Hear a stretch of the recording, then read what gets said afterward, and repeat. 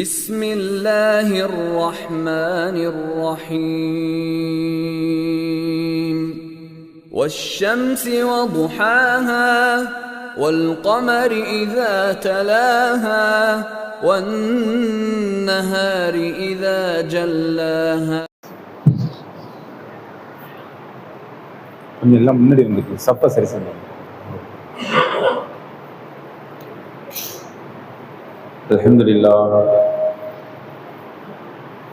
அல்ஹம்துலில்லாஹி நஹ்மதுஹு வ நஸ்தஈனுஹு வ நஸ்தக்ஃபிருஹு வ நஊது பில்லாஹி மின் ஷுரூரி அன்ஃபுஸினா வ மின் ஸய்யிஆத்தி அமாலினா மன் யஹ்தியல்லாஹு ஃபலா முதில்ல லஹு வ மன் யுضللஹு ஃபலா ஹாதிய லஹு وأشهد أن لا إله إلا الله وأشهد أن محمدا عبده ورسوله أما بعد فقد قال الله تعالى في القرآن العظيم والفرقان المجيد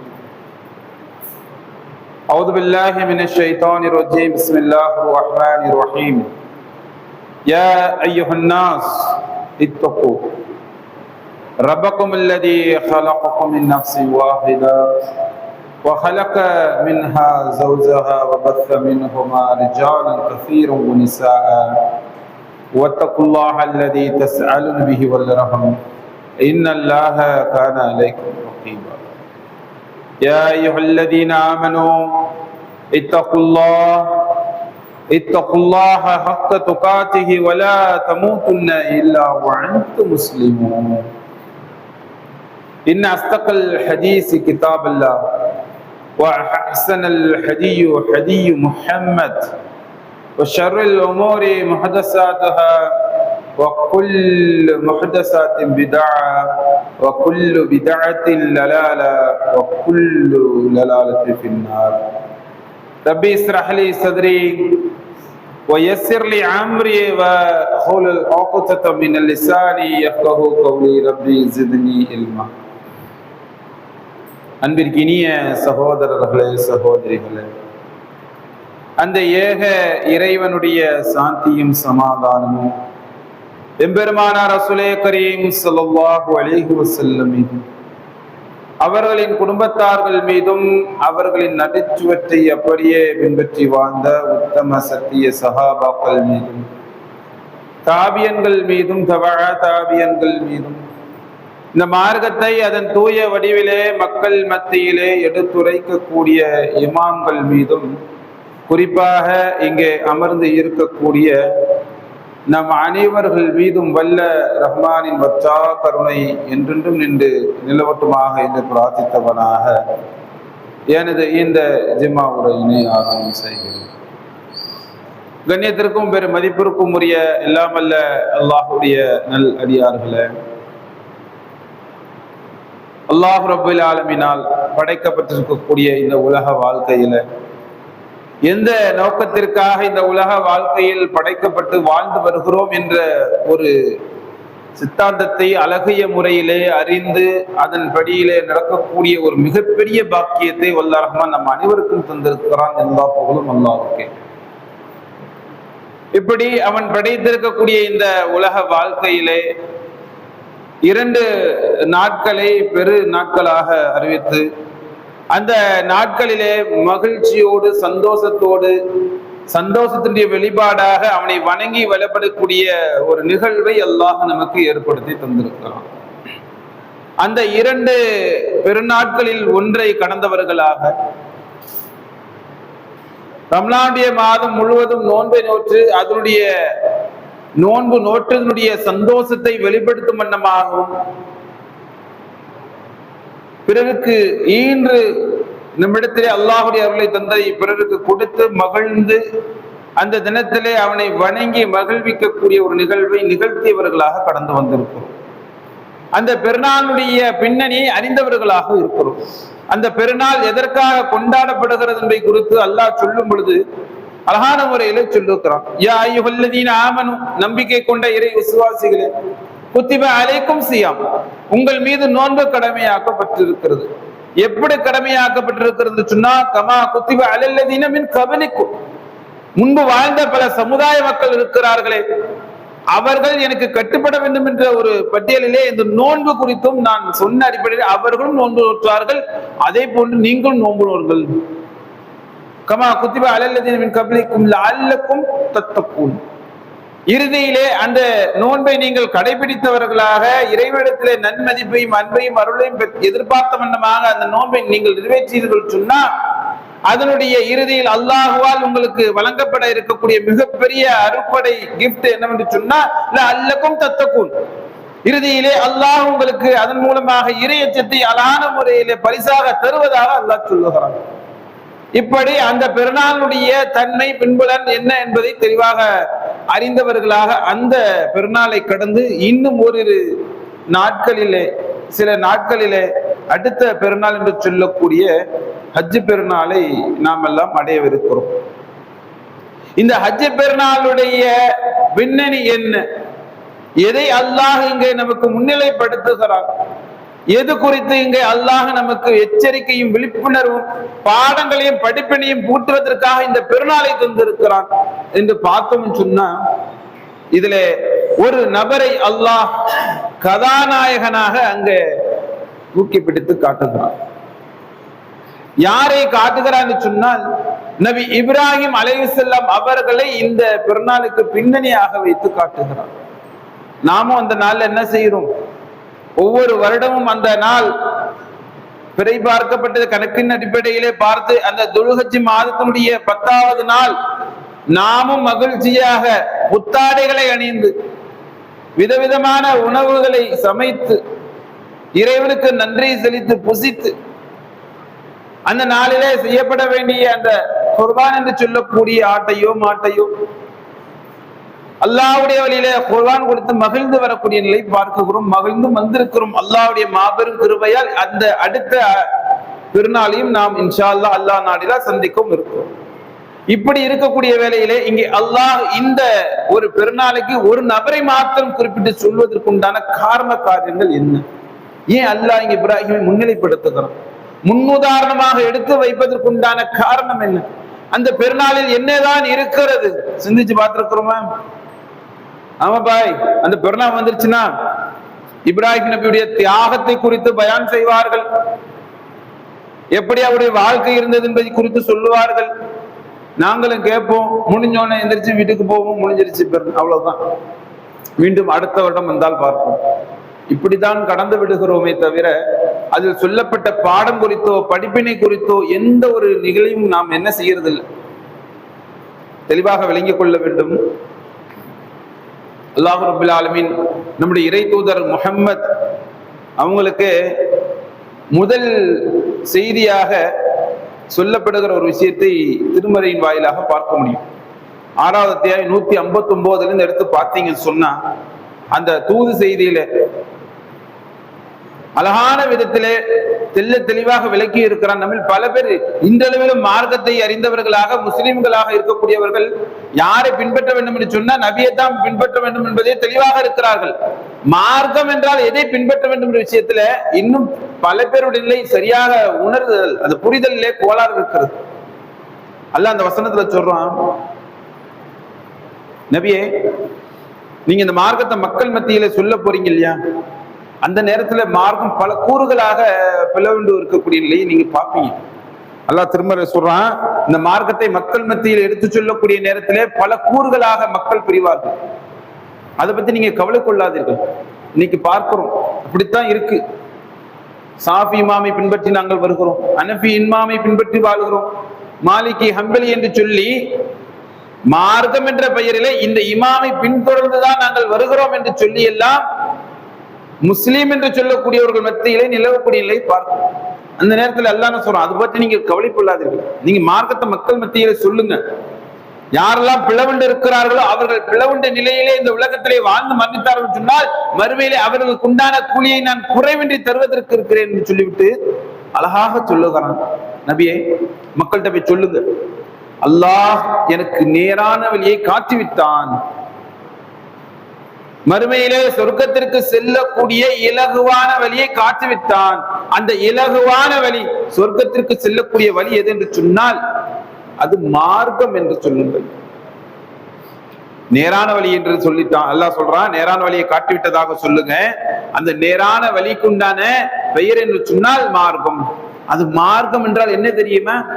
நபி இப்ராஹிம் அலைஹிஸ்ஸலாம் அவர்களுடைய மார்க்கம் என்று சொல்லுங்கள். அப்ப ரோல் மாடலாக நம்முடைய இறை தூதருக்கே அல்லாஹ் சொல்லக்கூடிய மிக முக்கியமான விஷயம், பிரதானமான விஷயம் என்னவென்று சொன்னா, இப்ராஹிமுடைய மார்க்கத்தை நீங்கள் பின்பற்ற வேண்டும். நீங்க இறை தூதர் தான், என் புறத்திலிருந்து வரக்கூடிய தூது செய்தி எடுத்து மக்களுக்கு சொல்லக்கூடிய ஒரு இறை தூதர் தான். இறை தூதராக இருந்தாலும் நீங்கள் எப்படி மார்க்கத்தை பின்பற்ற வேண்டும் என்ற ஒரு நிலை அல்லாஹ் சொல்லும் பொழுது, இப்ராஹிம் பயணித்து வந்தாரே அந்த மார்க்கத்தை போன்று நீங்கள் பயணிக்க வேண்டும். அப்படி என்ன இப்ராஹிம் இடத்தில் இருக்கிறது? திருமறையை புரட்டி பார்த்தா இப்ராஹிமுடைய முதல் நிலை குறித்து அல்லாஹ் சொல்லுதான்.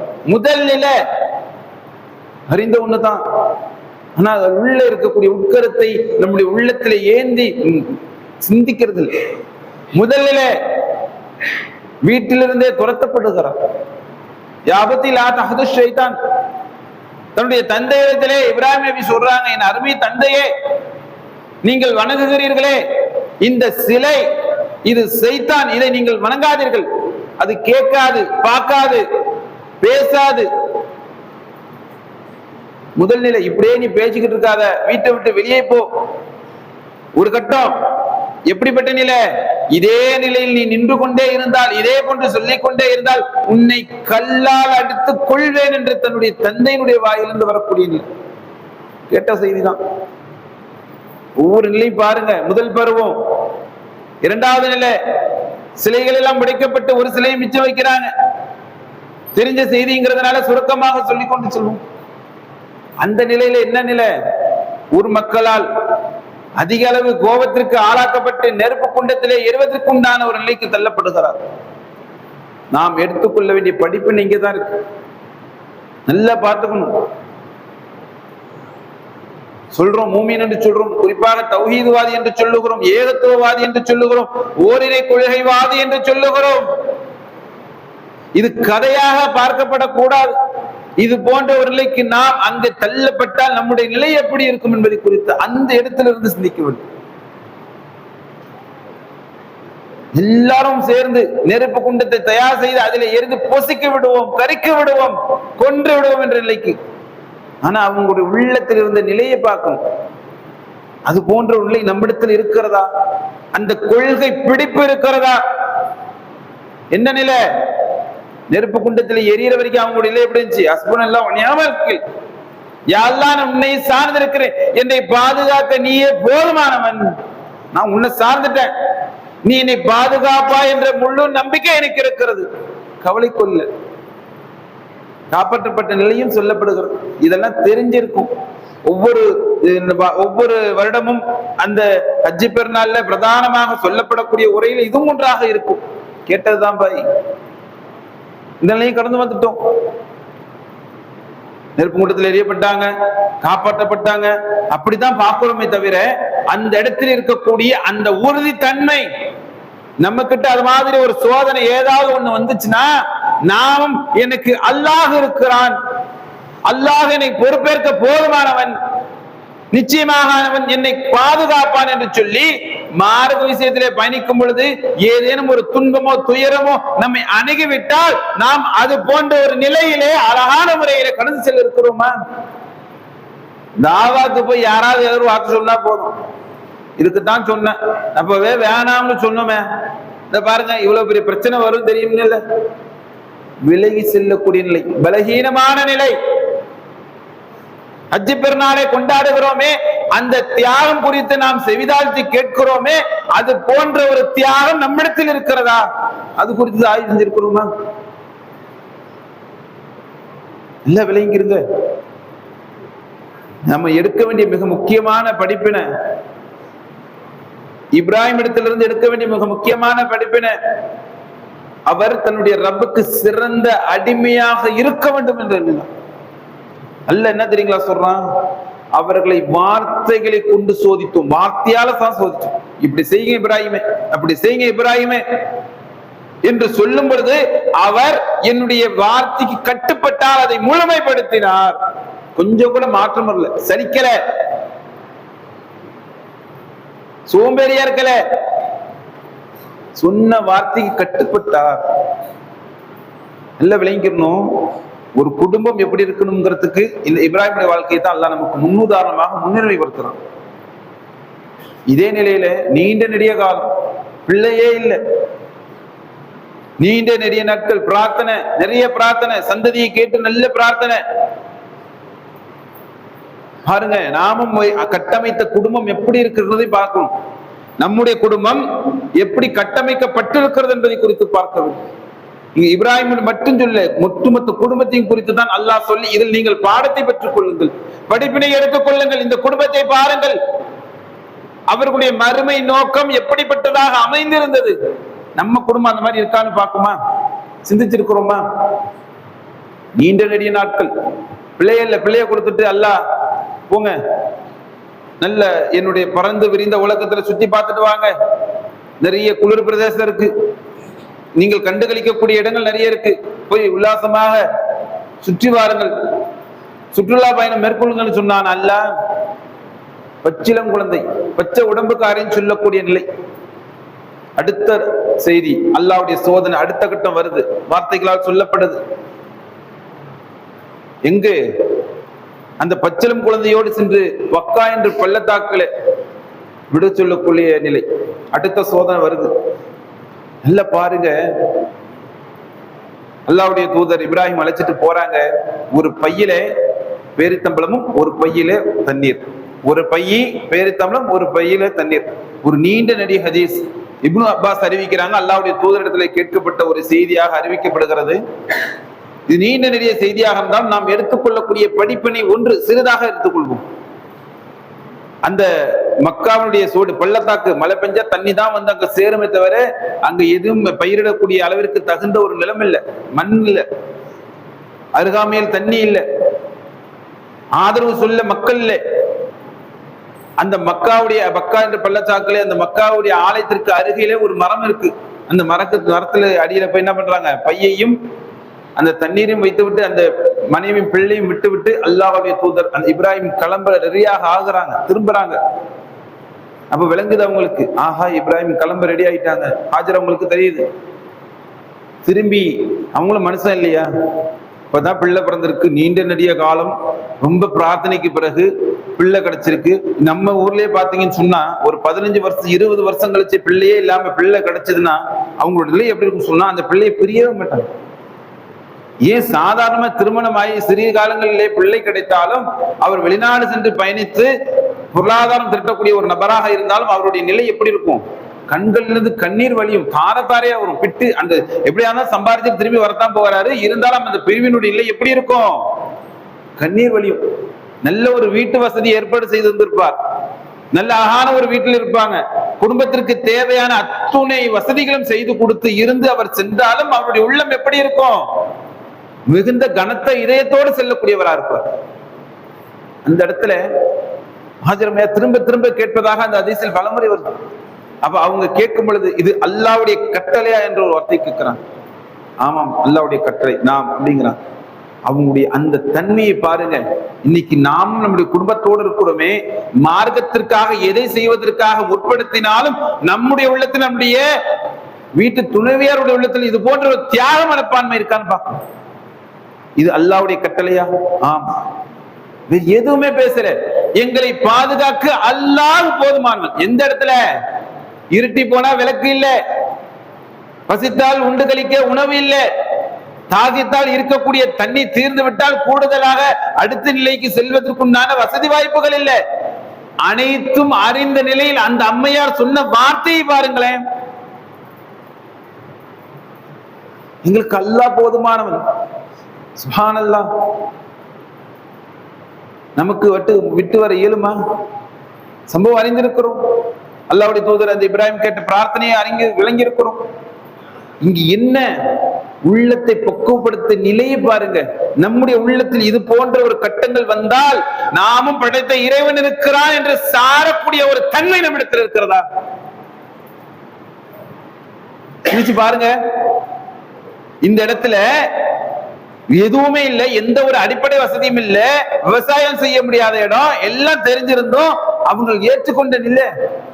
இன்னைக்கு அதெல்லாம் அல்லாஹ் என்ன ஆக்கிட்டான், அதெல்லாம் நீங்க செய்யுங்க, அவங்க செஞ்ச மாதிரி செஞ்சா அது உங்களுக்கு நன்மை தரக்கூடிய அமல்கள் என்று ஆக்கினான். அந்த மனப்பக்குவம் பாருங்களேன், அந்த பக்குவம் நம்ம இடத்துல இருக்கா? இதை விடுங்க, ஒரு கட்டம் அடுத்த நிலை வருது. அல்லாஹ் திருமறையில சொல்றான், அந்த இஸ்மாயில் வளர்ந்து உழைக்கும் நிலை அல்லாஹ் திருமறை சொல்லும்போது அவருடன் உழைக்கும் நிலை வரும் பொழுது அடுத்த சோதனை வார்த்தையால் வருகிறது. எப்படி கணவன் மூலமாக வரக்கூடிய தன்மை தான் எப்படி வருது, தூரத்தில் அசால சொல்றான் அல்லாஹ் சொல்றான், அவருடன் உழைக்கும் நிலை வரும் பொழுது இஸ்மாயில் அடைந்த போது, என் அருமை மகனே, உன்னை அறுப்பது போல நான் கனவில் கண்டேன், நீ என்ன கருதுகிறாய்? இது குறித்து கனவு வருது. ஒரு கட்டத்துல வராங்க, சொல்றாங்க, தன்னுடைய மகனிடத்திலே சொல்றாங்க, தன்னுடைய தகப்பன் கல்லால் கொண்டு எறிவேன் என்று சொல்லக்கூடிய ஒரு நிலை. இந்த இடத்துல பாருங்க எப்படிப்பட்ட ஒரு பிள்ளையை தந்திருக்கிறான் இப்ராஹிம்.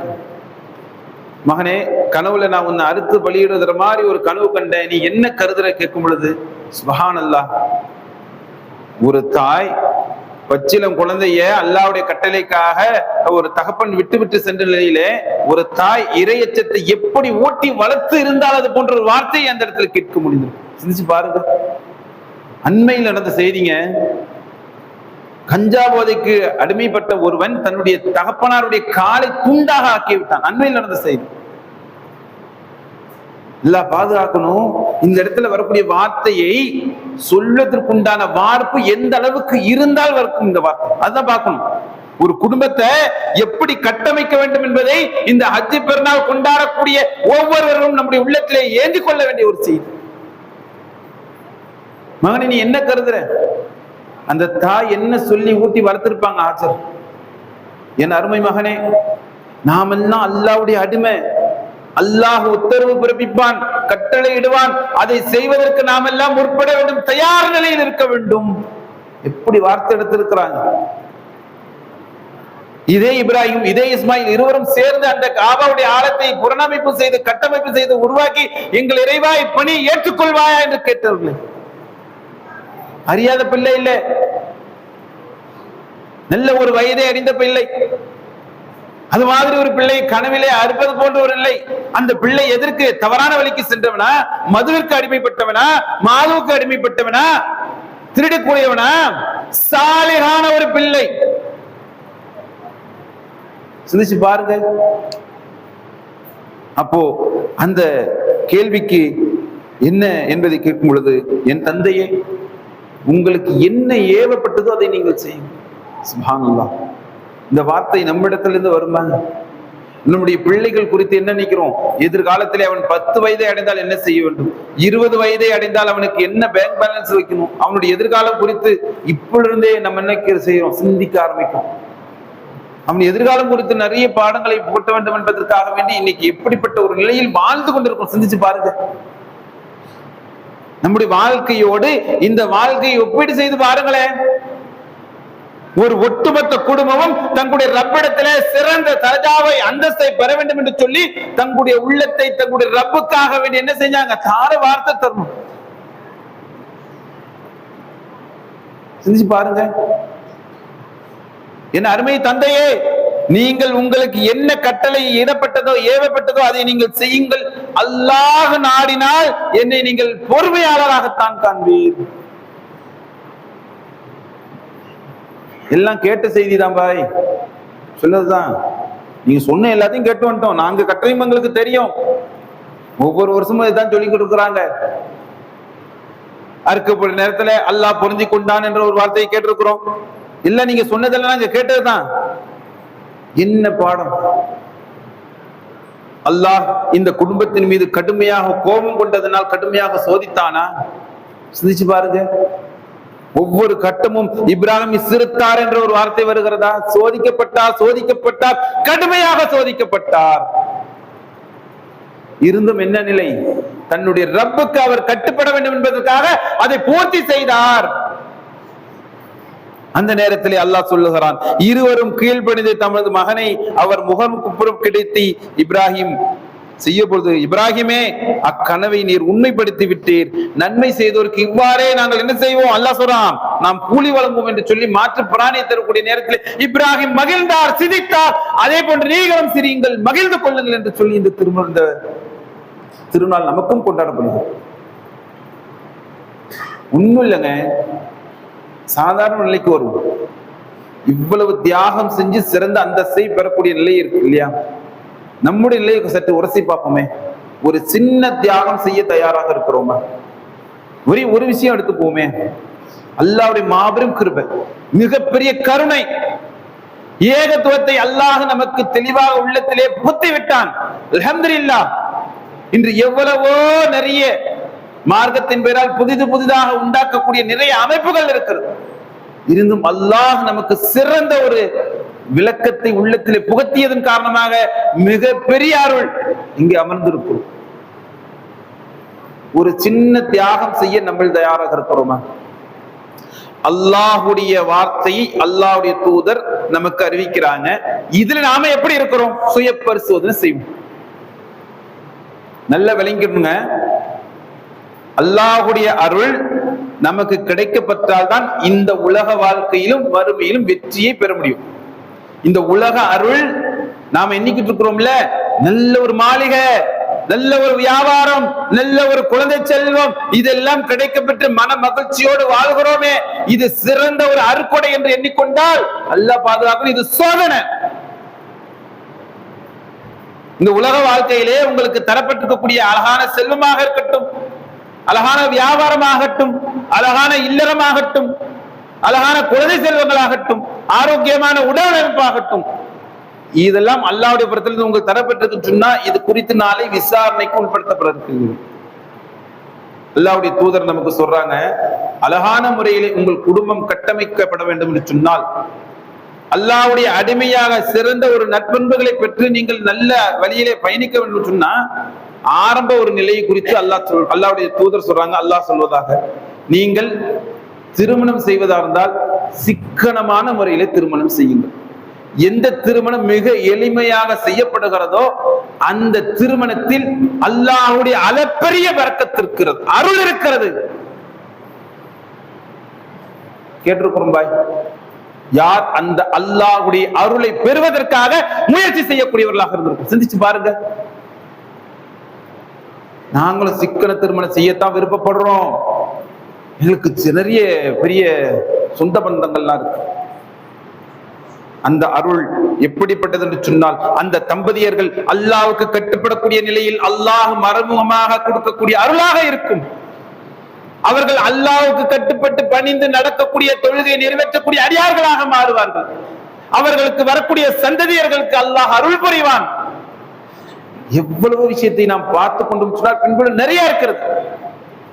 அது போன்ற ஒரு நிலைக்கு வருவதற்கு தியாகம் செய்ய நம்முடைய உள்ளம் ஒப்புகிறதா, ஏற்கிறதா?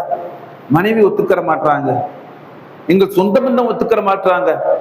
இந்த ஒரு சிறிய விஷயத்திலே நமக்கு எண்ணம் வருகிறதா? அல்லாஹ்வுடைய அருள் வேண்டும், என்னுடைய பிள்ளைக்கு நான் லட்ச கோடி ரூபாய் தந்தாலும் என்னுடைய ரப்புடைய பொருத்தம் அருள் கிடைத்தால் மாத்திரமே சிறந்தது என்று எண்ணி திருமணம் செய்து வைக்க நம்முடைய மனம் முன் வருகிறதா? சிந்திச்சு பாருங்க.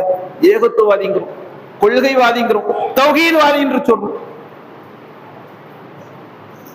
அல்லாஹ் பாதுகாக்கணும். அருமை தோழர்களே, சகோதரர்களே, இப்ராஹிமுக்கு கொடுத்த அளவிற்கு ஒரு சோதனை நமக்கு தரல. அல்லாஹ் பாதுகாக்கணும். சிறந்த இடத்துல நம்மளை அமரை வைத்திருக்கிறான். அழகான முறையிலே கொள்கையை தந்திருக்கிறான். அவனுக்கு கட்டுப்பட்டு நடக்கக்கூடிய ஒரு அழகான அமலை அல்லாஹ் எதிர்பார்க்குகிறான். அதை அழகான முறையில் அறிந்து செய்யக்கூடிய ஒரு பாக்கியத்தை வல்ல ரஹ்மான் உங்களுக்கும் எனக்கும் தந்தல் புரிவின்னு சொல்லி என்னுடைய முதல் உரையை செய்கிறேன்.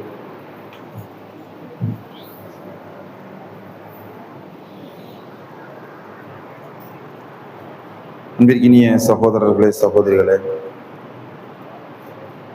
இந்த தியாகத்தினுடைய நிலை குறித்து நாம் அறிந்து இந்த உலகத்திலே வாழும் பொழுது அந்த அறிந்த நிலையின் அடிப்படையிலேயே சிறிய அளவிற்கு தான் ஒரு தியாகத்தை அல்லாஹ் எதிர்பார்க்குகிறான்.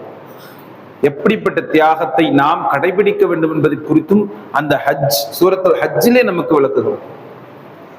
அழகான முறையில் செய்யுங்க.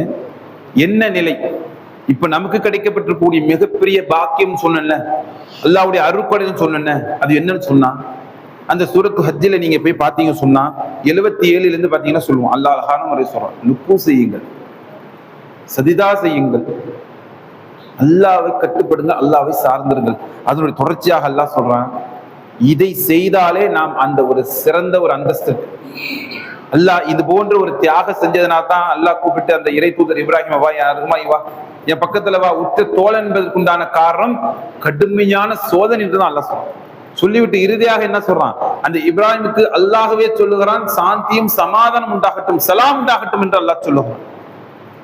அப்பேற்பட்ட ஒரு நிலையை உணர்த்தி விட்டு நீங்களும் அது போன்ற ஒரு அழகான விஷயத்தை கடைபிடிங்கள் என்பதற்கு நமக்கு சொல்லக்கூடிய போதனையை பாருங்கள், நமக்கு தந்திருக்கக்கூடிய அறிவுரையை பாருங்கள், அல்லாஹ் சொல்லக்கூடிய வார்த்தையை பாருங்கள். சூரத்துல் ஹஜ்ஜிலே பாருங்கள் 78வது வசனத்திலே அல்லாஹ் சொல்லுகிறான், அல்லாஹ்வுக்காக அறப்போர் செய்யுங்கள். எப்படி அறப்போர் செய்ய வேண்டிய விதத்தில் செய்ய வேண்டுமோ அப்படி அறப்போர் செய்யுங்கள். இத்தூதர் முஹம்மத் உங்களுக்கு எடுத்து சொல்பவராகவும், இந்த தூதர் முகம்மது குறித்து அல்லாஹ் சொல்றான், அவர் உங்களுக்கு எடுத்து சொல்பவராக திகழவும், அதற்கு பிறகு நீங்கள் ஏனைய மக்களுக்கு எடுத்து சொல்லக்கூடிய அந்த தாவா பணியை நம்ம செய்ய சொல்கிறோம். இந்த தாவா பணியை செய்யறதுக்கு நம்மள எத்தனை பேர் முனைந்திருக்கிறோம்? ஒரு மாசத்துல, ஒரு வாரத்துல நமக்கு கிடைத்திருக்கக்கூடிய இந்த ஏகத்துவ கொள்கையை பிறருக்கு கிடைக்காமல் எத்தனையோ நபர்கள் இருக்கிறார்கள். அந்த நபர்களுக்கு கிடைப்பதற்காக வேண்டி நமக்கு கிடைத்த இந்த ஏகத்துவ கொள்கை இலகுவான மார்க்கத்தை அவர்களுக்கு சொல்வதற்கு எத்தனை பேர் இங்கிருந்து புறப்பட்டு இருக்கிறோம்? நீங்களே சுய பரிசோதனை செய்து பாருங்கள். அல்லாஹ் சொல்லுகிறான், அடுத்ததாக அல்லாஹ் சொல்லுகிறான், ஏனைய மக்களுக்கு எடுத்து சொல்வராகவும் திகழவும் அவன் உங்களை தேர்ந்தெடுத்தான். நம்மை அல்லாஹ் தேர்ந்தெடுக்கிறான். இது அல்லாஹ்வுடைய வார்த்தை. ஒவ்வொன்றும் கேட்டு பாருங்கள். அல்லாஹ் நம்மிடத்துல சொல்லுகிறான், எனக்கும் சொல்லுகிறான், கேட்கக்கூடிய உங்களுக்கும் சொல்லுகிறான். சொல்லிவிட்டு அல்லாஹ் சொல்லுகிறான், உங்கள் தந்தை இப்ராஹிம் மார்க்கமான இம்மார்க்கத்தில் அவன் உங்களுக்கு எந்த சிரமத்தையும் ஏற்படுத்தவில்லை. அவங்க பட்ட கஷ்டம் மாதிரி நமக்கு இல்லை. நம்மளை பெற்றெடுத்து நம்மளை கொண்டு போய் பாலவனத்தில் இல்லை, எங்கே விட சொல்லல. நம்மளை அறுத்துப்படிகளுக்கு போன்று நம்முடைய தந்தைக்கோ நமக்கோ கனவில் கொண்டு வரல. இலகுவாக சொல்லுகிறான், இந்த மார்க்கத்தை, இப்ராஹிம் மார்க்கத்தை அவன் உங்களுக்கு எந்த சிரமத்தையும் ஏற்படுத்தவில்லை. இதற்கு முன்னரும் இதிலும் அவன் உங்களுக்கு முஸ்லிம்கள் என்று பெயரிட்டிருக்கிறான். எனவே நீங்கள் என்ன செய்ய வேண்டும் என்று சொன்னால், இதை நாம் செய்கிறோமா என்பதை பார்க்க வேண்டும். இலகுவான மார்க்கம் என்று சொல்லி நம்மை பின்பற்ற வேண்டிய சொல்லி அல்லாஹ் சொல்லக்கூடிய வார்த்தை என்னவென்று சொன்னால், எனவே நீங்கள் தொழுகை நிலைநாட்டுங்கள். இந்த தொழுகை விஷயத்துல எத்தனை பேர் சரியான விதத்தில் தியாக மனப்பான்மையோடு இந்த உலகத்தை பிரிந்து மறுமையை நோக்கி என் ரப்பிடத்திலே பாவ மன்னிப்பை தேடி அவனிடத்திலே மன்றாடுவதற்காக நான் செல்கிறேன் என்று சொல்லி அந்த ஹய்யால சலா என்று அழைப்பு கொடுக்கப்படுகிற நேரத்தில் தியாக மனப்பான்மையோடு மறுமைக்காக வேண்டி பயணிக்கக்கூடிய ஒருவரை நானும் ஒருவர் என்று சொல்லக்கூடியவர்கள் எத்தனை பேர் இங்க இருக்கிறோம்? எத்தனை பேர் என்று ஃபஜருடைய தொழுகை நிறைவேற்றணும்? சிந்திச்சு பாருங்க. தியாகம், தியாக திருநாளை கொண்டாட செல்லவிருக்கிறோமே, நம்முடைய தியாகம். அல்லாஹ் சொல்லுகிறான், அந்த இலகுவான நிலையை சொல்லும் பொழுது, எனவே தொழுகை நிலைநாட்டுங்கள், ஜகாத்தை கொடுங்கள், அல்லாஹுவை பற்றி பிடியுங்கள். எனக்கு இவர் இருக்கிறார், எனக்கு அவர் இருக்கிறார். அல்லாஹுவை பற்றி பிடிங்கள். எத்தனை பேர் பற்றி பிடித்திருக்கிறோம்? ஹஜ் பெருநாளை கொண்டாட தயாரை கொண்டிருக்கிறோமே, அல்லாஹ்வை பற்றி பிடித்திருக்கக்கூடிய ஒருவரை நானும் ஒருவன். மாத்தட்டி சொல்ல முடியுமா? அல்லாஹ் சொல்லுகிறான், என்னை பற்றி பிடிங்கள், அவனே உங்கள் பாதுகாவலன், அவன் சிறந்த பாதுகாவலன், சிறந்த உதவியாளன். அல்லாஹ் பாதுகாக்கணும். என் அருமை சகோதர சகோதரிகளே, இந்த தியாக திருநாள், வரக்கூடிய தியாக திருநாளில் அல்லாஹ் நாடி இருந்தால், நாம் ஹயாத்தோடு இருந்தால், இன்னும் அதிகமாக மார்க்கத்தை தெளிவாக உணர்ந்து உள்ளத்திலே ஏற்றி அதை அழகான முறையிலே நல்ல அமல்கள் செய்யக்கூடிய ஒரு பாக்கியத்தை வல்ல ரஹ்மான் உங்களுக்கும் எனக்கும் தந்த அருள் புரியும் என்று சொல்லி என்னுடைய உரையை நிறைவு செய்கிறேன். வாஹிரு தஅவானா அல்ஹம்துலில்லாஹி ரப்பில் ஆலமீன். அஸ்ஸலாமு அலைக்கும்.